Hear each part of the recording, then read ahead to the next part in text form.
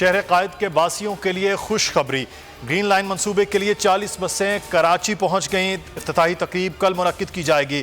Governor Sindh Asad Umar علی زیدی اور امین الحق شریک ہوں گے۔ دوسرے مرحلے میں مزید 40 بسیں بھی جلد پہنچ جائیں گی۔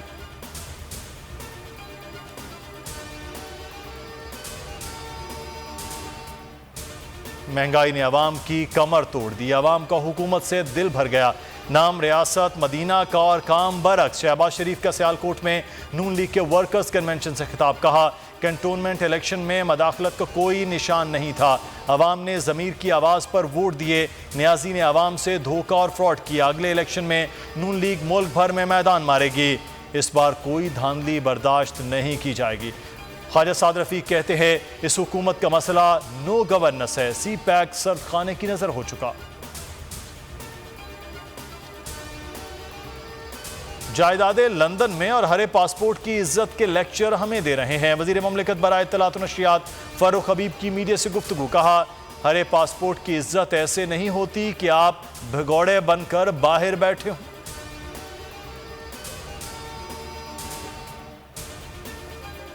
بلاول بھٹو نے بجلی بلوں کے ذریعے 35% انکم ٹیکس کے نفاذ کو عوام کا معاشی قتل قرار دے دیا، حکومتی فیصلے پر تنقید کرتے ہوئے عوام سے سڑکوں پر آنے کی اپیل کی، کہا عمران خان کے حملے نہیں رکیں گے، زندہ رہنا ہے تو عمران خان کو بھیجنا ہوگا۔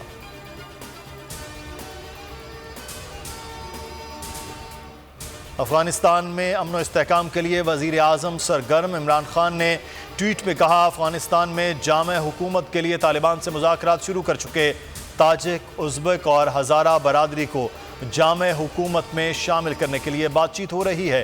40 سال کے تنازع کے بعد جامع حکومت افغانستان میں امن و استحکام یقینی بنائے گی، یہ افغان عوام اور خطے کے مفاد میں ہے۔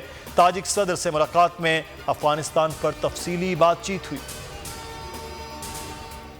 طالبان سے مذاکرات کا اعلان بہت تاریخی ہے، کوشش کی جائے گی کہ تاجکوں کو مخلوط حکومت میں شامل کیا جائے۔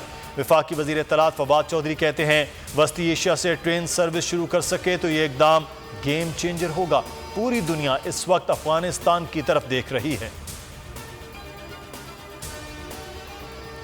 بھارت نے پاکستان کے خلاف جعلی بیانیہ بنایا، افغان سرزمین کو پاکستان کے خلاف دہشت گردی کے لیے استعمال کیا، طالبان نے عالمی برادری کے ساتھ کام کرنے کا اشارہ دیا ہے۔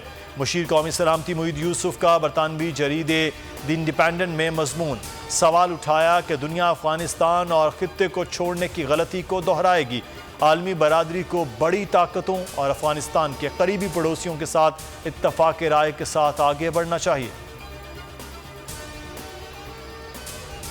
نیوزی لینڈ ٹیم کی خصوصی طیارے سے روانگی، ابوظہبی سے آنے والا چارٹر جہاز اسلام آباد ایئرپورٹ پر لینڈ کر گیا، سخت سیکیورٹی حصار میں کیویز کو ہوٹل سے ایئرپورٹ پہنچایا گیا۔ سیریز کی منسوخی سے پی سی بی کو $1.5 ملین تک کا نقصان، پی سی بی نے آئی سی سی میں بھرپور طریقے سے کیس لڑنے کی تیاری کر لی۔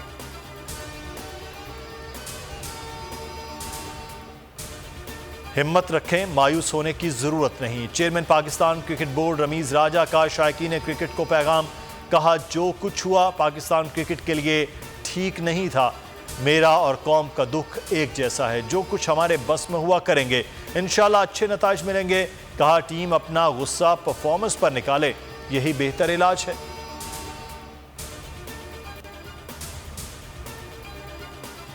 اور کامیڈی کنگ عمر شریف کے امریکہ میں علاج کی تیاری، اہلیہ زرین غزل کہتی ہیں ممکنہ طور پر ایئر ایمبولینس پیر کو کراچی پہنچ جائے گی، کاغذی کارروائی جاری ہے، فیملی کے 2 ارکان ساتھ جائیں گے۔